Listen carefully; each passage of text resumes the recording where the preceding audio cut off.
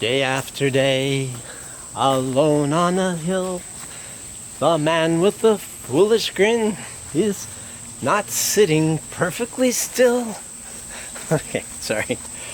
Demolishing a Beatles classic, but I had to. See, this fool on this hill just built a pond on the hill, sees the sun going down, and cut. Sorry about that. The more mature me is back in control. So I've recently come to admire water plants down here in Alabama, especially pond lilies. We have this lovely creek in our backyard, but it has a problem in that the water flow can range from almost dry, like it is now in the summer months, to unmanageable torrent after it rains.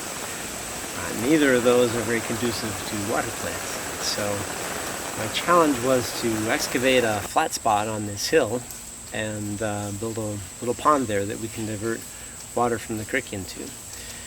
A couple of years ago, I built this flat seating area. But last month, I got out my shovel and I dug a little deeper. So here's a time lapse that shows me doing that. I ended up with a hole a little over 2 feet deep. I used the dirt I dug out to raise the edge of the pond to be above the creek floodplain. If I were to do it again, I'd leave some ledges along those edges, it's poetic, to put shallow pond plants on. Right now I have to use artificial shelves.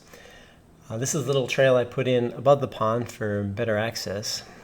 Used a 10-foot PVC pipe to help level it, and then some cheap 8-foot by 10-foot outdoor carpet to protect the pond liner.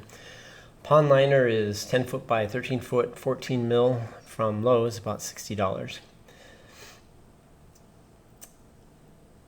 I used about 30 pavers, $1 a piece, also from Lowe's, for the edging, along with a couple of logs from the forest to help widen up the path a bit.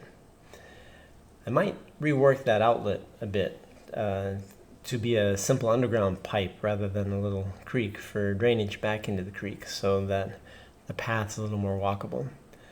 There were some mosquitoes who wanted to join in the fun, hence the pants and long sleeve shirt on a humid 90-degree plus day. The uphill edge was the trickiest. I'm hoping to grow some simple plants there that can dangle over and cover up the black plastic. I also put in an electric pump for water movement when the creek goes dry.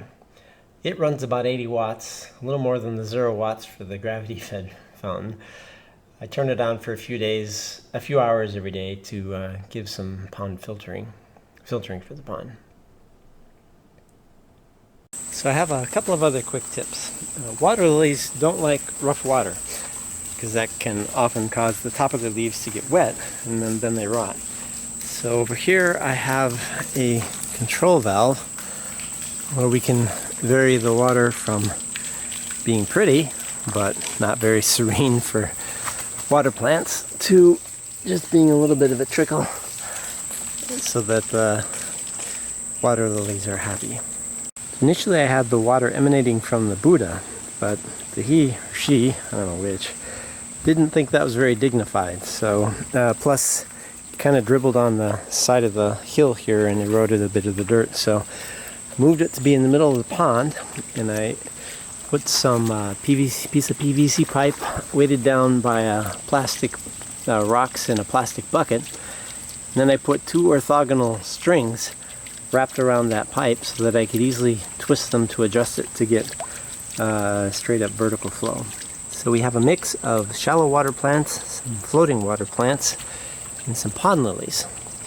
I bought 3 dried pond lilies from Lowe's for $20 and one of them lived, whereas I bought 3 wet pond lilies mail order for about $20 each, and all 3 of those lived, so kind of get what you pay for. We also have some little tiny fish in here. We want to avoid the big koi's, but we're trying those little 20-cent fish to see how they work. And we just ordered some bullfrogs, so maybe get some frog action in the pond would be fun. We are also trying a couple of water plants, a pond lily and some small fish. in this upper fountain pond I showed you last month. So we'll wrap it up with a few nighttime shots. LED lighting makes it look real pretty. I also tried flying the drone at night, but because it relies on some down-facing optical sensors to keep track of where it's at, and we have a tree canopy that degrades the GPS, this thing went out of control, flew out into the middle of the street. So I think I'll be sticking to daytime flights for the drone. I suspect some of you may know a lot more about ponds than I do. If you got any advice, please let me know. Otherwise, thanks for watching, and we'll see you next month.